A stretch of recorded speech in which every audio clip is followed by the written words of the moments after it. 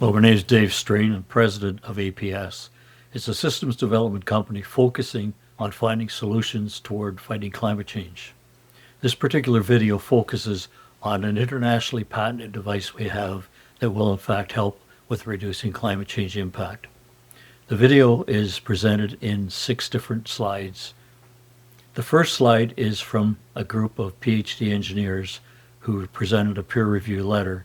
They tested the models at our location and tested them at their location and concluded with the fact that they agree with our claims and that this will be actually a solution to help toward the effort of solving climate change.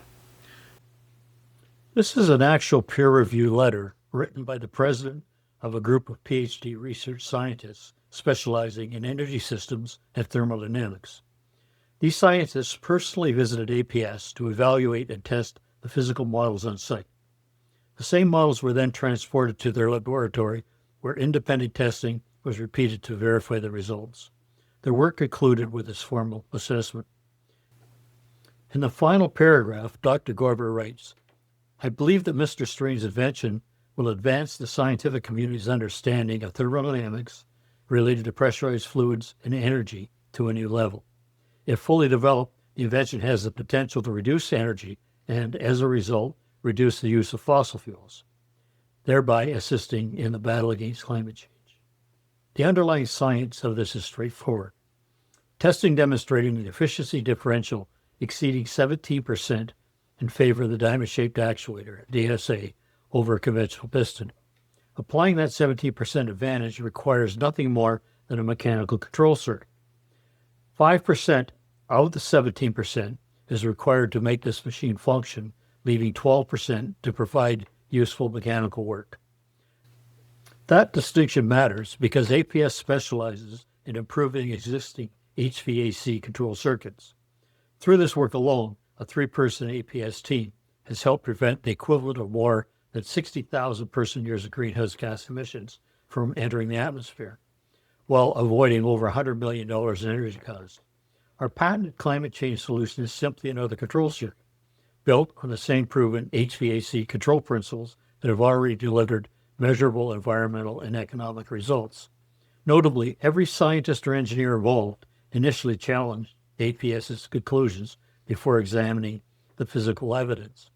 Those who have directly tested the physical models have accepted the validity of the basic scientific claims made by APS.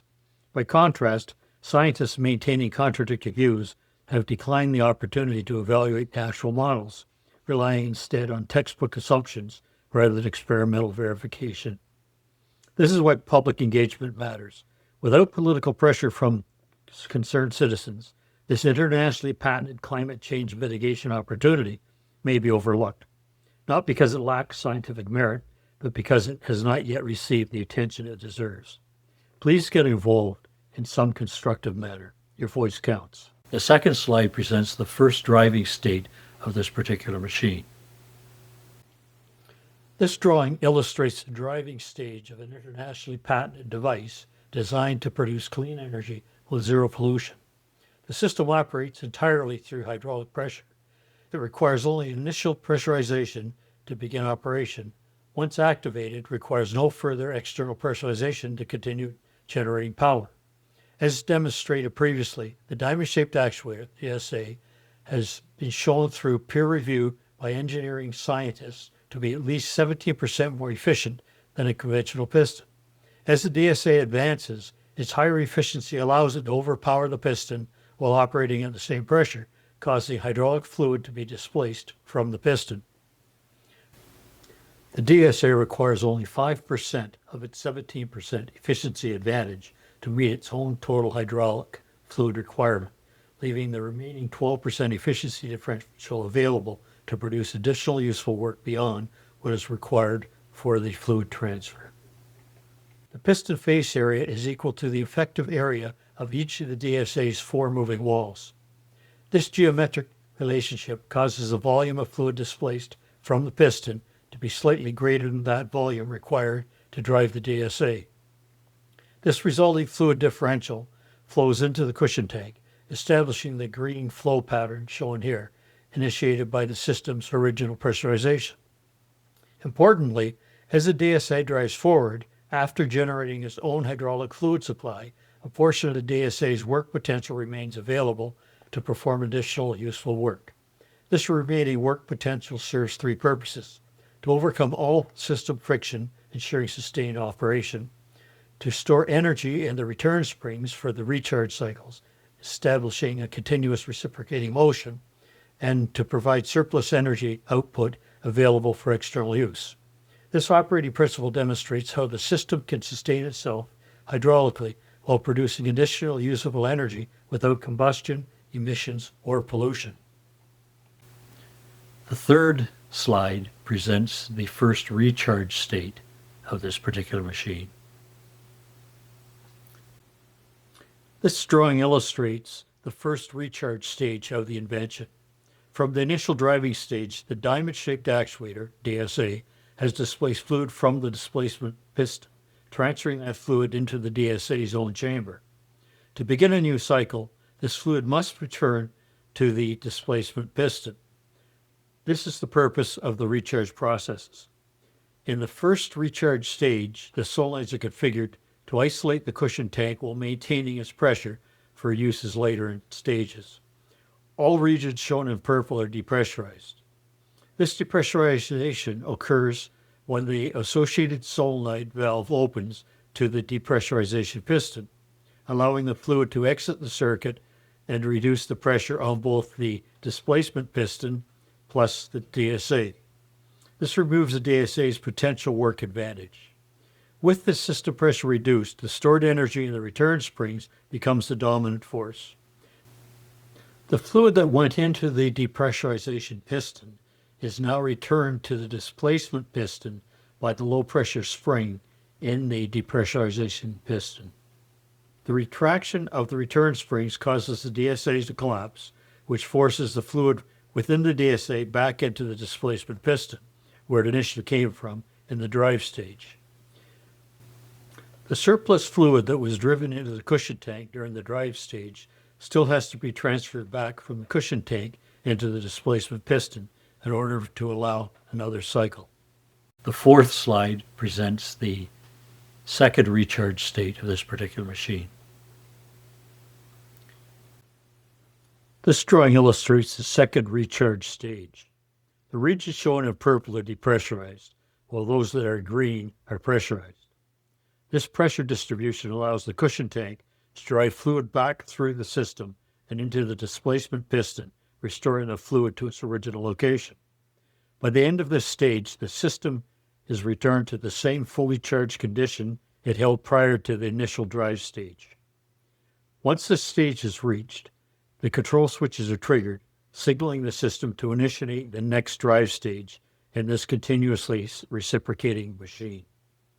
The fifth slide presents a graph that was created by the machine running, showing that the pressure in the system is the determining factor for the amount of energy output. This graph illustrates the performance of the actual machine design submitted with our patent documents, showing in the following image while operating at various pressures. As system pressures increase, the cycling rate also increases correspondingly. Based on the performance trend shown on this chart, Grok 4 estimated that at 5,000 psig, the machine would conditionally operate at approximately 3,400 cycles per minute. Such a dramatic increase in cycling rate would represent a substantial increase in the surplus clean work output produced by this reciprocating machine. The sixth slide is one that presents the actual drawing that we have in our patent application, and it provides a clear indication that the formula work equals pressure times volume change does not apply to the diamond and a conventional piston as well. The reason for that is that the diamond-shaped actuator's volume requirement is less than what it pushes out of the conventional piston. So if you apply that formula work equals pressure times volume change to both volumes, it ends up with the lesser volume of fluid, which is a lesser amount of work, creating a larger volume of fluid, which is a larger amount of work. And that contradicts what we learned in physics, but it works. This page illustrates the original drawing submitted with our international patent application, illustrating the control circuitry governing the machine's operation. This is the same circuit configuration used to generate the previously presented performance graph, which demonstrates that the system's cycling rate increases as static pressure rises. In this configuration, the Diamond-Shaped Actuator, DSA, was intentionally designed with a smaller displacement volume than the conventional piston. As a result, when the DSA advanced and displaced fluid from the piston, it caused the piston's volume change expelled to be approximately 7.5% greater than the DSA's own fluid requirement. That excess 7.5% volume was ejected into the circuit, highlighted in the red oval in the right side of the drawing. Part of the fluid also was going into the cushion tank. Once sufficient fluid accumulated in that section, an in switch automatically triggered the return cycle, redirecting the stored fluid back into the main operating system. Under the driving conditions, a smaller DSA volume change was used to drive a larger volume change in the piston, with both remaining at the same pressure. Applying the fundamental relationship between pressure, volume, and work, which is the formula work equals pressure times volume change, the resulting analysis concludes that a smaller work input produces a larger work output. This is the central operating principle of the invention. In practical operation, this work differential offsets normal system losses, including friction, energy required to stretch the return springs, and still provide surplus work potential during the drive stage of each reciprocating stroke. With refined manufacturing, the components currently shown in the red oval would be replaced by a dedicated depressurization cylinder, as described in earlier drawings. In that finalized configuration, the system would act as a closed-loop hydraulic system with no net fluid entering or leaving the operating circuit once the reciprocating circuit had begun. The only requirement for increasing or decreasing the system's external work output would be to adjust the static operating pressure of the system accordingly. There are two very serious threats to the well-being for the children in the near future. On an article on our website at apscontrols.org, there are two surveys linked that will address this particular issue. The first is reported by the BBC. It's a survey saying that over 50% of children are worried about climate change on a regular basis, and 40% of them say they're not going to get married and have children because of the state of the planet. The article that contains the links to these particular reports is Fighting Climate Worry. The second threat is outlined by a report from Stanford University saying that within the lifetime of many of the children living today, they're going to run out of all fossil fuels. That'll become a very serious situation, and for what we're seeing, there is not anything aggressively being done for constructive solutions to this particular problem. Thank you very much for looking at this video. Please take some positive action, make an email or a phone call to the authorities and express your opinion with respect to the protection of the children in the future.